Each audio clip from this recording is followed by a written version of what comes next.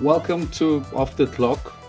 Today we have a very, very special guest, Dinesh Patel, who's going to share with us his off the clock experience of life, be it family, his hobbies, and other stuff that he's doing in life.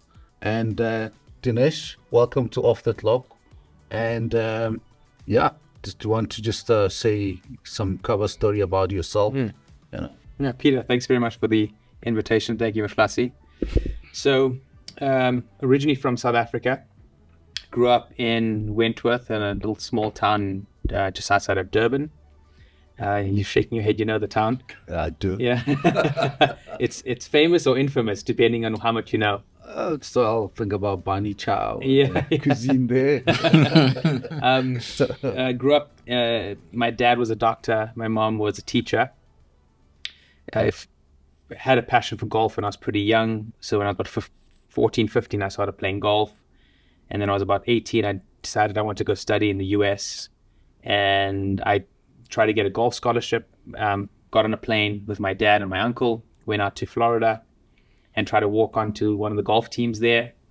And when I got there, I realized I was not nearly good enough to be a pro golfer.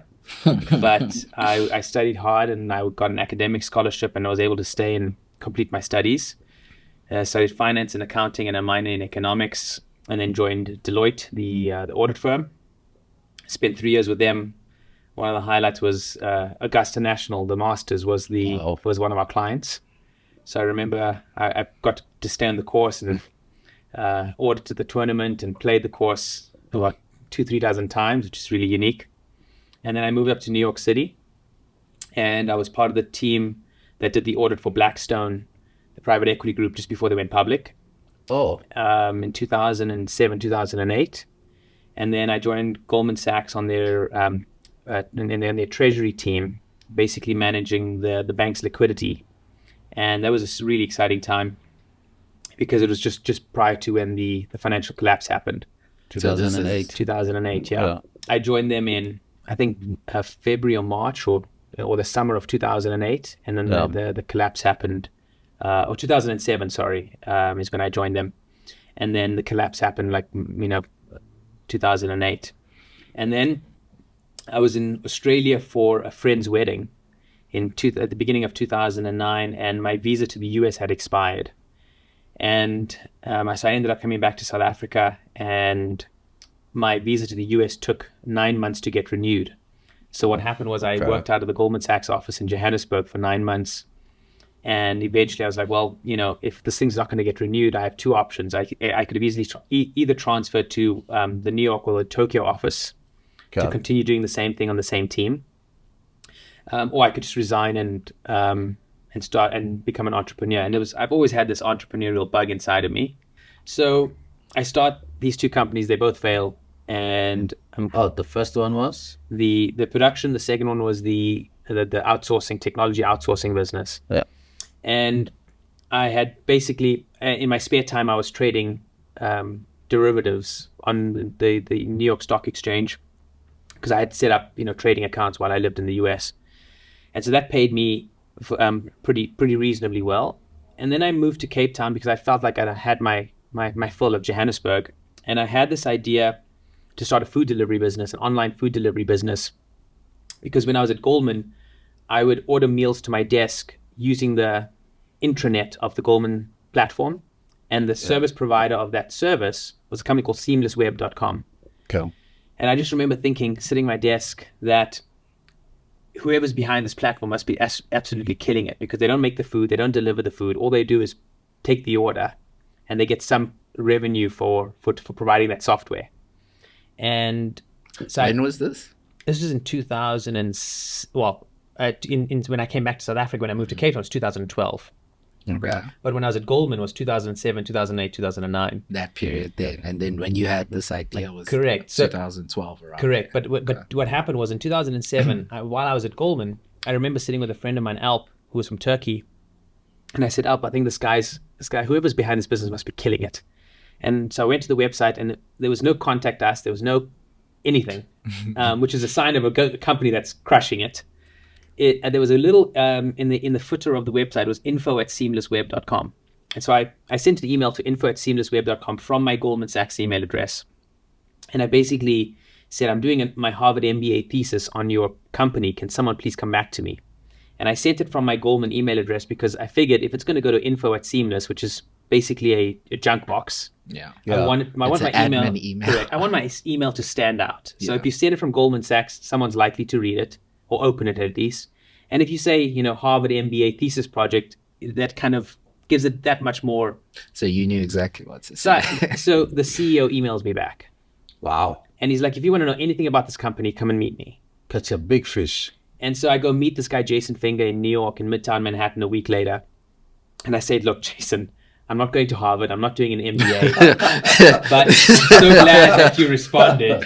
But he had a good laugh about it. He was like, you know what, Dinesh, I appreciate that hustle. And if you ever start a company, let me know.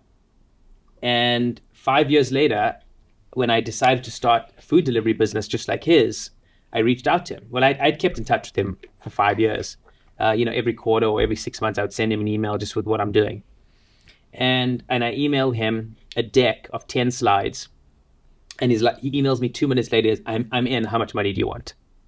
Just like that.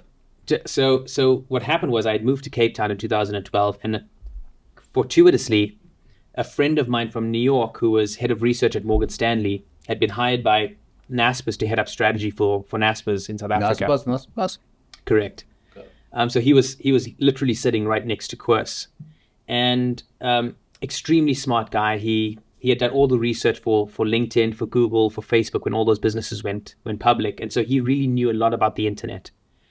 And so I sat down with him and I said, Joe, I think I could run a business. I've got this entrepreneurial bug in me. You know a lot about the internet. Maybe we can team up and start this company. And so he invested in a couple of other Naspers execs, and we raised $165,000 back in 2012 of venture capital money. Yeah, we were very early to food delivery, like well before there were any publicly listed assets. And that was, I think, just pure luck. It's due to circumstances, having lived in the US and then coming back to South Africa. But that's also one of the unintended consequences of studying offshore, going abroad and getting some exposure into another market, and then coming back home. I'm a big advocate for that. So, is go out and see the rest of the world, go experiment, see what the rest of the world's doing, and then come back home. And I mean, it's very interesting you're talking about that, because when he was high school and university, used to kind of talk to him about case studies. Remember, we're talking about the whole Deliveroo story in Europe, how the guys were kind of making that work in the UK and Belgium and Netherlands. And now I think Deliveroo is part of Naspers, I think. No, I think they listed or they got acquired by, I forget who, maybe Amazon? Yeah, but I mean, it's, the guys just, the business that you started, or the Ian, were very much in the middle of all that, you see all this food arriving, but the stuff is done in a very greasy underground dungeon to pack it up and get it to you. Like, the machine that really works, it's the app, the software, and then the actual bike and the stuff. There is a lot of moving parts in being able to deliver a meal in 25 minutes. From ordering to in your home, I would say that on-demand delivery, which is what we is probably the most complex from a supply chain, technology, logistics, customer support perspective. It's so incredibly complex. And there's a lot of things that can go wrong. Tons of things that can go wrong. And I don't know that the margins are attractive enough certainly not for the second or third player. What we knew about that business is that the winner takes most, and the winner will do extremely well. In some markets, you can have a second player, but the second player, you kind of, once you have market share, you kind of like just, you just stay there, like a 35-65 kind of split in market share. But I guess the question is, can you add additional services, additional product lines, additional categories? And that's what you see like Mr. D doing now. You see ShopRite 6060s doing it. So I think long term there is definitely value in that captive audience. But it also we went through a spending war. So we were a little South African startup that raised capital from high net worth individuals. We raised $305 million in the history of the company, but we were up against Naspers, which is a $100 billion company, and Uber, which is another $100 billion company. And so really, David and Goliath. I mean, major David and Goliath story, And I remember one of my good friends said to me, when you're in a bar fight with two people that are much bigger than you, sometimes all you got to do is put your head down and just throw your fist and try to get out of there. And that's really what we did. Our strategy was not to fight because we were outgunned. So we had to find another blue ocean. And so we were actually one of the first companies to pivot from a B2C business to a B2B business in our sector globally. So we very early on when we saw Uber and Naspers coming into the market, we recognized that they would outspend us dramatically, that there was very little in terms of a moat that defended our business. You could add all the same restaurants, you'd have all the same pricing, and you'd all deliver in 30 minutes. So there's nothing really that differentiates the apps. The only thing that differentiates is marketing dollars. Yeah. So we were never going to outspend those two companies. So in 2016, 2017, we started rebuilding all of our technology to be multi-tenanted. And what that meant was we would be able to sell the technology to everybody else who would inevitably want to offer the service to their customers. And that worked exceptionally well. So that, Pick and Pay ASAP, McDonald's, white label. Yeah. Correct. Everybody started using our technology backend and our logistics to be able to offer that service to their customers. So what you basically did, from what I see, is that you were a player in the market.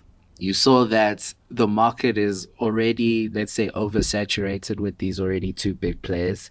And you decided that instead of trying to make it in this market, you decided, I'm going to lower the barriers to entry for this market, for other people who want to come in. And because the biggest obstacle here is, like what you said, the technology, most of all, because what you're trying to provide is convenience to people. Yeah. And the convenience is the app and your food arriving within that 30 minutes that you've promised them. Correct. There's also a subtext to all of this, which was in the mid 2015, 2020, but in that time period, retailers in South Africa had not really adopted e-commerce aggressively. Yeah. Okay. No.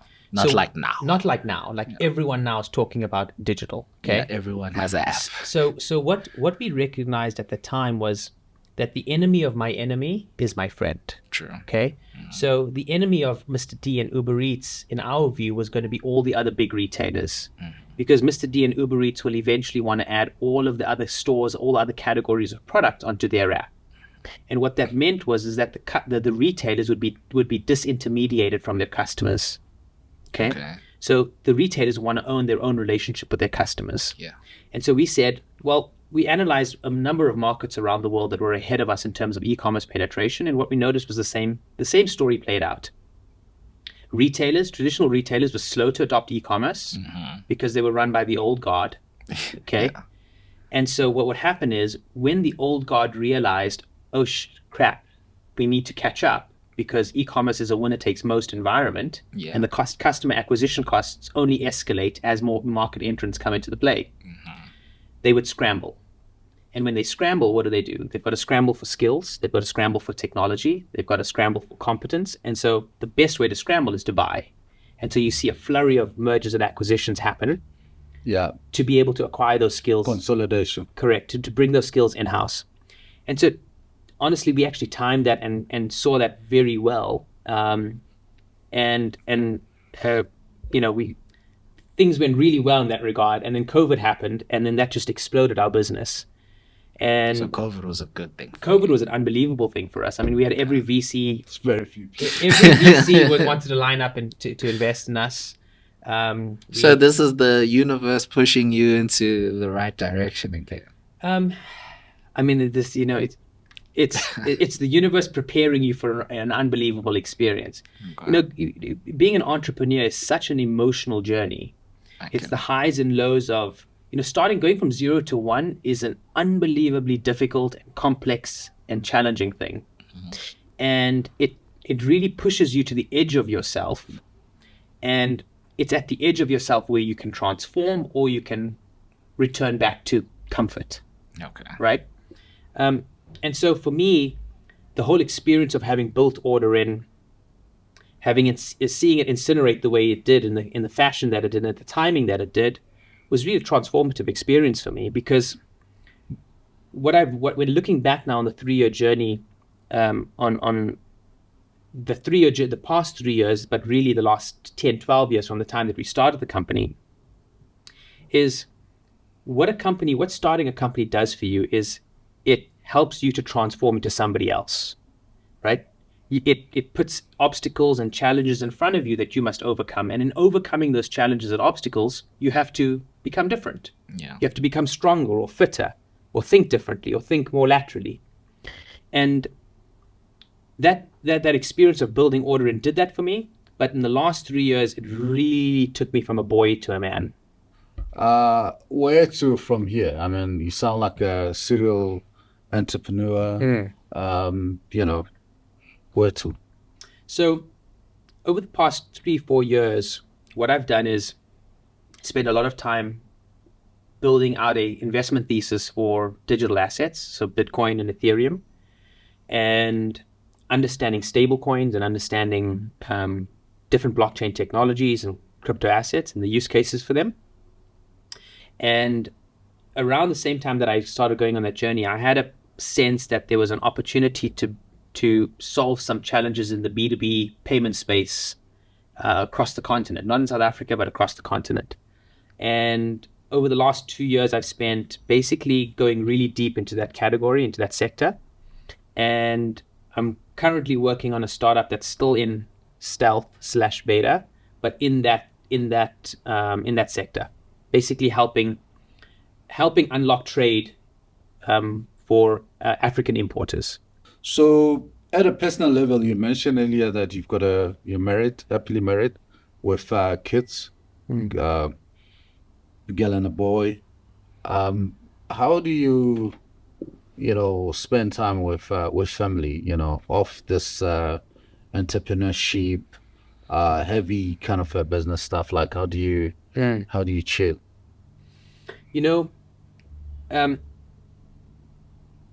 I guess being an entrepreneur and being a senior level executive, your work really consumes you. Yeah. And it's very difficult to actually switch off, because when you come home, your work comes with you. And you don't leave work at work?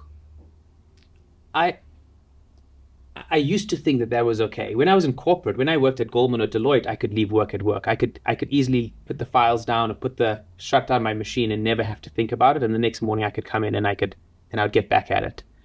But I think once you're in a leadership position, you're not just thinking about the day-to-day execution of the tasks in front of you, but you're thinking about the long-term vision and the long-term health of a business. And that's kind of like having a kid, right? You're constantly worrying about what's happening at school. Are they healthy? Are we parenting them well enough? Are we teaching them the right things? Are they disciplined enough? Are they do they have friends? Are they getting bullied? All those things kind of play on your mind 24/7. So I would say that there's probably 2 things that really stand out that enable me to balance my life more effectively. And one is I would say meditation has been critical for me. Okay. And the reason why meditation has been critical for me is because what happens, at least for me, is I'm either living in the future or I'm living in the past through my thoughts. And I may be with my wife or I may be with my kids, but I'm thinking, what do I need to do next? Or what happened earlier today, and that's impacting my mood, which then impacts my time with my kids or with my wife. But what meditation has done for me, it helps me to get centered. Stop thinking about the future, stop thinking about the past. And if I can stop doing that, then I'm having a great time actually where I am right now. You're a father now. You have 2 children, girl, boy. They're still quite young, so they haven't necessarily grown into like who they will actually be as a person. And honestly, that's a very unfair thing to ask, especially of young children, because they have so much to go through before you can say I mean, as a parent, you know who your child is from small until whatever age. They'll be able to tell you, you used to do this when you were young. You can just listen to your own parents. You know, they know you like the back of their own hands. So how has that journey been like for you, getting to know your children as the people that they are becoming, even though they're still young, and also like relating to them in different ways and bonding with them, like getting that quality time. Like if like your daughter, for instance, is let's say she says, I want to take up karate. And you're like, okay, that's very interesting. And you dig deeper into why do you want to take on karate? Is it because you saw something on a movie that you like?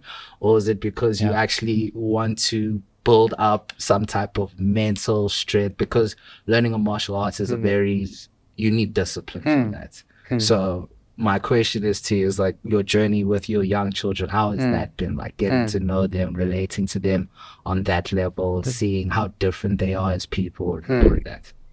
So great question. So I think I used to think that it was all nurture. What I've realized is that there is a lot of nature as well. Yeah. So I think both of my kids have very vastly different personalities. What I've tried to do, which my dad did for me, was my dad gave me incredible pearls of wisdom in my life. The problem with it, though, was that he gave it to me kind of like in riddles.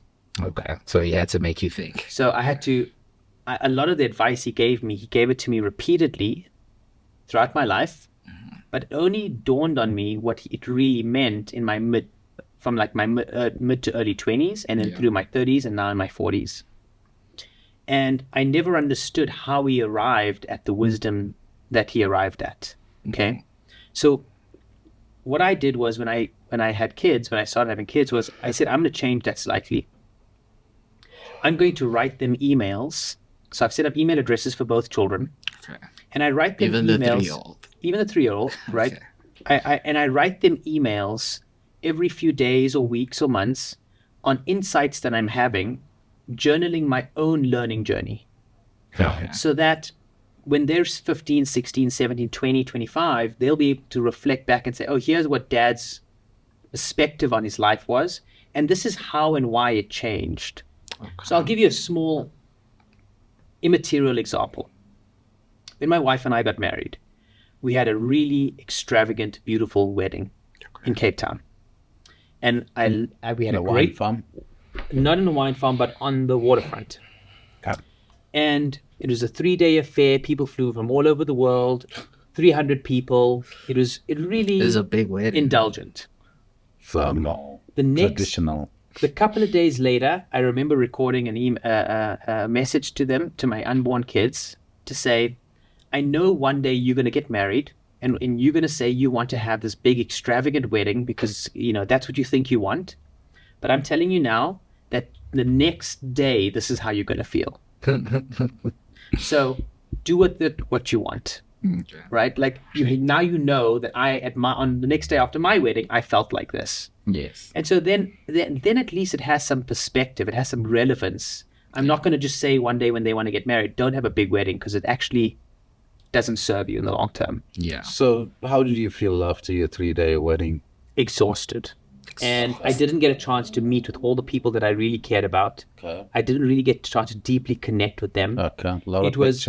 Yeah, it was just pictures and food and dance. Go. Dance. And so a wedding is actually not a lot of dancing, but a wedding is not, especially an Indian wedding, is not really about it's not really about you.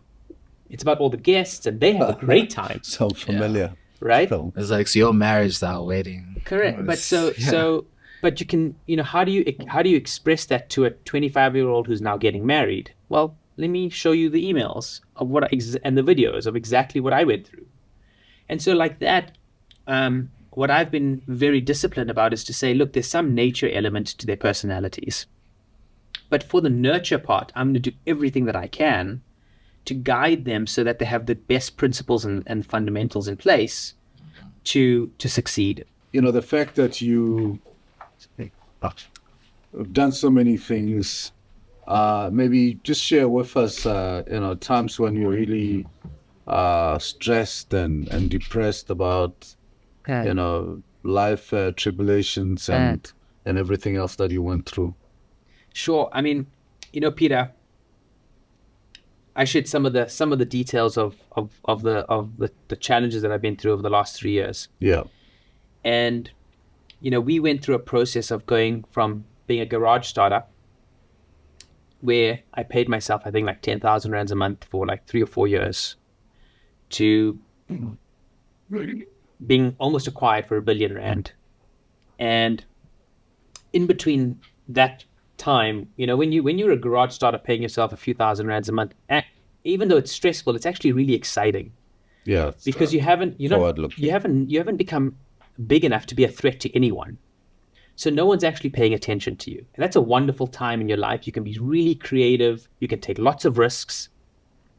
But as you become more successful, you have to navigate in a more delicate way. And when we went through this crisis the last 3 years, I mean, we had banks calling to shut down our bank accounts. We had customers canceling contracts. We had employees leaving. I watched for 3 years as 10 years of my hard work evaporated. And there have been times when you just wonder, like, this is way too much for one person to have to suffer through, right? And in those moments, it's when you turn to your faith, you turn to God. One of the unbelievable gifts of having married the woman that I married is that she absolutely became a gorilla and a pillar of strength through that whole crisis. And I speak about this on LinkedIn. In our culture, we have the concept of arranged marriage. And arranged marriage works incredibly well. It's lasted for thousands of years in our culture. Yeah. And what I've realized about the value of arranged marriage is, when you get married, all of the romance of the physical attraction and the date nights and all of that stuff goes out the window, and the reality sets in of the financial realities and stresses, having kids, lack of sleep, health challenges, all of those things that inevitably, if you're lucky, you have to overcome. And I say if you're lucky, you have to overcome, because it's a gift to be able to overcome challenges, because you become better as a result of it. Yeah. But once all of that settles down and you start to have to overcome those challenges, what are the things that are going to keep you and your wife together, or you and your partner together? It's actually the big fundamental stuff. Shared values, shared culture, right? These are making sure that our priorities are aligned. So one of the best pieces of advice that I got about marriage was from a guy called Alan Caudry from Nedbank. I don't know if he's still there or if he's retired, but I remember he was like in his 60s when I met him. And he would just talk so passionately about his wife. And I was like, Alan, this is not normal. You're so excited about your 40-year-old marriage. What's the secret? And he said to me, it's very simple. For our entire married life, we've got one rule.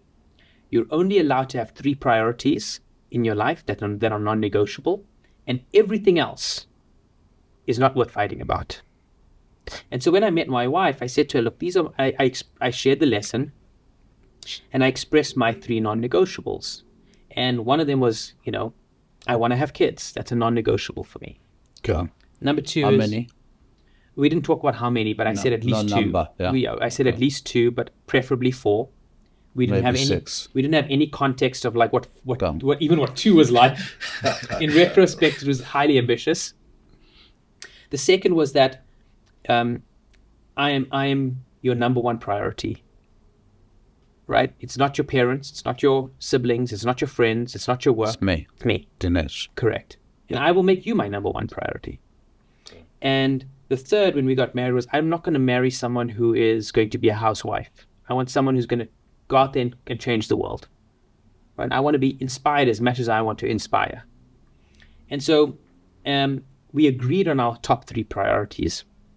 And so we had that as a foundation to say everything else after that is not really that important. We can bicker about where we live, but who really cares, right?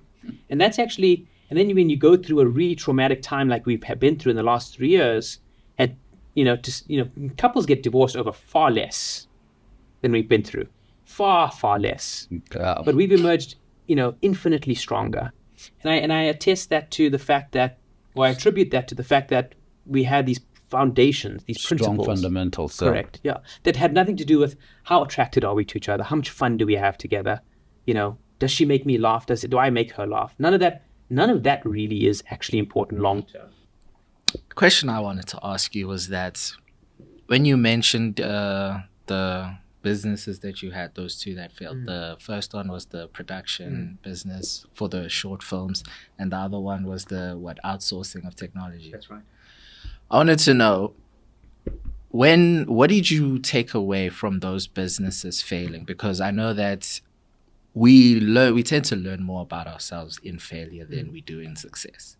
So within the failure of those two businesses, how did you what did you take away from those two experiences into fatherhood and the new businesses you ended up starting that ended up becoming more successful than the other ones? Look, Orderin was by far magnitudes larger failure in the end than the first two startups. So I'll use Orderin as the learning point. The learning point. Okay. One is, I will never tie my ego and my well-being to revenue ever again. I remember sitting at home on a Friday night and I would just literally refresh my screen watching the order numbers coming in. And if the volume of orders at 7:05 p.m. was less than the volume of orders at 7:05 p.m. the prior Friday, I would go into panic. And I would then analyze the entire system. Why are customers, why aren't we growing? Is there issue with payments? Is there issue with conversion? Is the site not rendering properly? And if there were orders that were late for delivery, I would jump into my car. I mean, I've delivered thousands of meals. I would jump into my car and I would start helping out the delivery network. And that just becomes that's just such an unhealthy way to live your life. Because your ego, your self-worth is attached to the success of your business. And decoupling that is much harder said than done. And actually, a great, enormous public failure is an excellent way to decouple yourself. Okay. So that's certainly one of them. And then the second thing is that if you're going to go start a business, you must be prepared to spend 10 years of your life in it. Yeah. And if you're not that passionate about the idea or the business or anything like that, then I would caution anybody to go and start a business and go spend, because really to be successful, that's I would say the average amount of time that you need to spend. And so now with this new business that I'm working on, I really have a passion for solving the problem. I think it's a very unique problem. It's a large problem to solve, and so I can easily see myself pouring myself for 10 years into solving it. So I would say those are probably the two of the biggest things, and maybe one more just for as a parting shot. Steve Jobs says A's hire A's and B's hire C's. Meaning, really top quality talent will hire top quality talent because they recognize it. Yes. B quality talent will typically hire C quality talent because they don't want the A quality talent to come and displace them. Okay. The best thing you can do is surround yourself with A quality people right at the get-go. Yeah. Right? Especially as a founder, as an entrepreneur. Yeah, because that will, the way I see it, that would mold you into becoming that type of person. Correct. They will drag you up. Yeah. That's what happened to me. I surrounded myself with incredibly smart people, especially on our investor side, who made me infinitely smarter. I mean, I was like a C player. They were all A's, but they saw something in me that they believed in me. Yeah. And they were able to, pull me up, not just necessarily to an A player, but at least from a C to a B player. Yeah. Yeah. Okay. Yeah, I mean, before we get to your parting shots and life lessons, through the business and in your personal life, I think when we interviewed Jacob Leaf, who started this Ubuntu Pathway NGO, I think one thing that stayed with me ever since I met and known Jakes was he had Jordan Levy, his childhood friend. They were toddlers that went to kindergarten, together and grew up together. But Jordan made it his life kind of a journey to support Jake's. Wherever Jake's went, he went with him, which was is still a mystery to me today. To have somebody who kind of supports you and and I mean, I was watching Jake's explaining the story because I've seen this in life. I mean, I first met them in New York because Jake's is American who started NGO in PE. It's actually 25 years this year. Jake's think it's damaged goods will never work properly. I mean, other than solving societal problems out there. Joseph Campbell, who was a anthropologist. Yeah. And he has something called the hero's journey. Basically, what Joseph Campbell did was he's traveled around the world in the 60s and 50s, I think, and he studied tribal stories, from different cultures and from different groups of people. And all of the stories have the same arc. You have the protagonist who has to leave his tribe. He has an internal calling to go on some kind of journey. And when you leave the safety and the security of your community, you go out into the wild, into the jungle.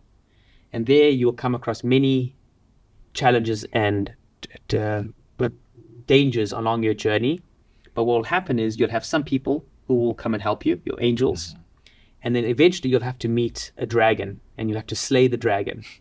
And when you slay the dragon, then you can come back to your tribe and you can share the story of what you've learned and how you've transformed. And if you think about the arc of every single Hollywood movie, that's exactly the same arc. The protagonist starts being some smaller version of who he or she is going to become one day, right? And they go on a journey, they have a calling to go do something different from what the tribe is usually done. And so when I hear stories about like this, I think about all of these people on our journey, because each of us are on our journey, own journeys. Yeah. We have these angels who come in our lives, sometimes for a season, sometimes for a lifetime, to help us. So we should be incredibly grateful for people like that. I've had so many angels who've come and helped me at critical moments in my journey. But actually what's interesting is even the people who are there, who you think are not your friends, are also angels. They're just dark angels. They are there to teach you a lesson. They're there to teach you a lesson. So the guys who gave you 5 million. Well, those are all angels, but the guys, we had, as a quick story, in one of our funding rounds, we had a competitor go to our financier and convince them not to invest in us. Okay. And that investor pulled their term sheet from us with 4 weeks of cash runway left. That collapsed an entire round of financing, which was about 120 million at the time. And so we had 4 weeks runway, no idea of how we were going to fund the business. And we would have gone out when we should have died. But the guy who did that was a white Jewish guy. Okay? Okay. And in my mind, I went, racist. This is because I'm non-white. Okay? Okay. And so I get on the phone with my investors and I tell the story and I'm in tears and I'm really upset. And as soon as I cry, a boy, I'm a little boy, right? I'm a little boy at the time. And minutes later, one of my investors, who I've never even met in person to this day, sends me a WhatsApp. It's like, I'll give you a couple of $1 million to get the business back going, to pivot it to a B2B business. And that guy was a white Jewish guy. So on Monday, I have a white Jewish guy who almost kills us. And then on Thursday, I have a white Jewish guy who saves us. And so what I realized was, in that moment, I mean, you learn so much about race and so much about culture. And you learn so many lessons about that actually in business, race has absolutely nothing to do with it. Everybody just wants to win. But sometimes those dark angels that are put there in front of you as an obstacle really teach you important life lessons that shape you in the future. So you got to be grateful for both of them. Yeah. I mean, I just want to leave you with this. I know you probably have some parting shots. I sometimes think life in movies and scenes in movies that I've seen, if you ever get a time, watch a movie called Crash, because it tells it. a lot of Yeah. stories like I that. remember this one. And It's a great movie. It's you think you know until you know. Yeah. It's a great film. Is that the one with Ryan Philippe? Yeah, it's got even Four different sub it's stories that happen at the same a lot time. of stories about Yeah. different cultures, races around the world colliding in California. Yes. Families, two sons, one doing well, one disaster. Like a Great mix of everything else. Racism at best. I mean, you learn so much in that movie. Yeah. Any parting shots from you, Klatze, before we give our guest outside of the thank you for coming here to have this conversation with us, it was really, rich? Yes, very rich. I think that's the right word. It was a very rich conversation. It was very captivating. You have a lot of stories to tell. Is what I can say. Parting shots outside of the thank you for coming. What I wanted to ask is a very light-hearted question: is that what is something about you that anyone else who doesn't know you wouldn't realize about yourself? Like you'd have to tell them, "Oh no, I actually like doing this." When I was 6 years old, I actually thought I was going to become a priest. Okay. So I wasn't going to. I can see that. Oh, really? Is it the bald head? Oh no, No, it's the storytelling. That's the whole Yeah. demeanor. I mean, I can see you delivering a very powerful sermon. Yeah, so I was convinced. In fact, I went to India on pilgrimage for 6 weeks with my brother. Okay. And I went for training, and I thought I was going to become And this was at 6 years old. Yeah, I was like 6 or 7 years old. So I probably could have done well. Big parish, everything else. That's a whole other topic. Yeah, so that's probably And it's something. not most too people- late, by the way. I mean, I it think can those days are still behind build us. up. I think those days are Can behind build me. up as a kind of the last phase. Yeah. No, thanks very much, Mashlatsi, Peter, for the invitation and for sharing your platform with me and be able to share my story. I think it's a beautiful thing that you'll be able to do with your son. Good that you got started so young, because these are pearls of wisdom that very rarely do fathers and sons, or fathers and children get a chance to actually share that information. You kind of just assume that you're passing on this knowledge through osmosis, but to be able to sit down in a formal and a structured way and do this, I think it's an absolute gift for you and for you, I'm sure. So thank you for sharing it with me. Yeah, thank you very much for joining the journey, enriching the journey, and sharing your story, which is that's very powerful. Appreciate it. Thanks, Peter. Thanks. Appreciate it. So, Thanks, thanks. Mashlatsi. Thank you for being off the clock. Yeah. Thank you.